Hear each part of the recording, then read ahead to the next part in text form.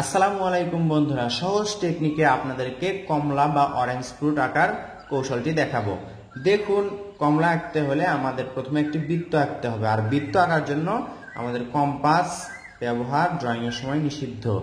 আবার অনেক সময় কম্পাস বা বৃত্ত করার মতো কিছু থাকে না, এই জন্য আমরা দেখুন এভাবে বৃত্ত আঁকাবো।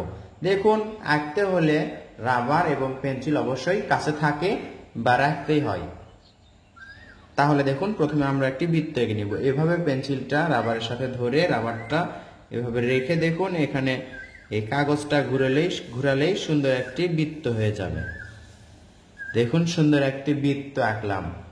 এরপর এখানে ধরলাম, ধরার পর আরেকটা বৃত্ত আঁকবো। একটু মাঝের দিকে নিব। দেখুন, এটা যেন এই পজিশনে থাকে, রাবারটা এখানে। তাহলে পাশাপাশি আমরা আরেকটা বৃত্ত আঁকবো। এই তো আঁকলাম। তাহলে দুইটা বৃত্ত আঁকার পর এখান থেকে দেখুন আমরা কমলা আঁকবো। কিভাবে একটু পরেই বুঝতে পারবেন। পেন্সিল দিয়ে দেখুন এখান থেকে এই পর্যন্ত একটা সোজা দাগ দিব। এই তো রাবার দিয়ে এখন আমাদের দাগ মেশাতে হবে। কোন দাগ দেখতে পাচ্ছেন? এই তো উপরের এই দাগটা। এতটুকু দাগ মেশাবো এবং মাঝের এইটুকু মেশানোর পর আর এই দাগটা আমরা মেশাবো।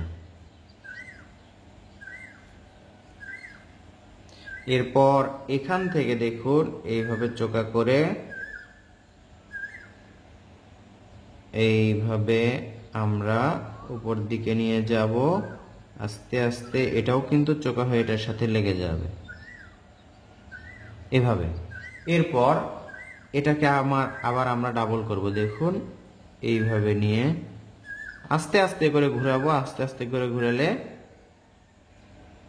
বাঁকা হওয়ার সম্ভাবনা কম থাকবে। ড্রয়িং করতে হলে অবশ্যই ধৈর্য দিয়ে মনোযোগ সহকারে করতে হয়। অর্থাৎ এটা পুরো কমলা, এটা হচ্ছে অর্ধেক কমলা। এরপর এটা হচ্ছে এইভাবে গোল করব। গোল করার পর এখান থেকে একটা দাগ, দুইটা দাগ, তিনটা, চারটা, পাঁচটা। এখানে এখন আমরা বোটা বা ডাল আঁকবো। এই তো এবার এখান থেকে একটা দাগ দিব এইভাবে। এখান থেকে এটা এইভাবে মিলে দিব এবং এখান থেকে এইভাবে। এটা কিন্তু একটু এরকম হবে।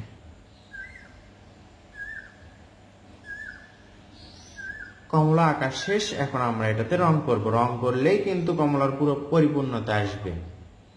দেখতে পাচ্ছেন পাতায় আমরা হালকা সবুজ রং করলাম। এরপর বোটায় এবং নিচের অংশে গাঢ় সবুজ রং। এরপর পুরো কমলাটায় আমরা কমলা রং করলাম। এরপর এগুলো আমরা কমলা রং করলাম এবং রং করার সময় দেখুন এগুলো একটু ফাঁকা ফাঁকা রেখেছি যেন সাদা সাদা দেখা যায়। এরপর নিচের যে অংশটা আছে এটাও আমরা কমলা রং করেছি। এরপর আমরা হলুদ রং নিয়ে এখানে এবং এখানে করলাম। তাহলেই কমলা আঁকা শেষ এবং রং করাও শেষ হয়ে গেল। সহজ কৌশলে দেখালাম। আশা করছি আপনাদের ভিডিওটি দেখে ভালো লাগলো এবং শিখতেও পারলেন। চাইলেই আপনারা আমার মতো সাইন পেন দিয়ে এভাবে দাগ দিয়ে আউটলাইন দিয়ে আরো আকর্ষণীয় করে তুলতে পারেন। রং নিয়ে অনেকের প্রশ্ন থাকতে পারে। আপনারা যে কোনো ব্র্যান্ডের রং এখানে করতে পারেন। হয় প্যাস্টেল রং করতে পারেন অথবা ওয়াটার কালার সাইন পেনের রঙও করতে পারেন আমার মতো। যেই রঙেই করেন, এই কৌশলে যদি আপনি কমলা আঁকেন বা অরেঞ্জ ফ্রুট আঁকেন, অবশ্যই ইনশাআল্লাহ সুন্দর লাগবে। ভিডিওটি শেষ পর্যন্ত দেখে কেমন লাগলো, শিখতে পারলেন কিনা কমেন্ট করে জানাবেন। প্রয়োজনীয় ভিডিও পেতে অবশ্যই কমেন্ট করে লিখে দিবেন। ধন্যবাদ সবাইকে। আসসালামু আলাইকুম।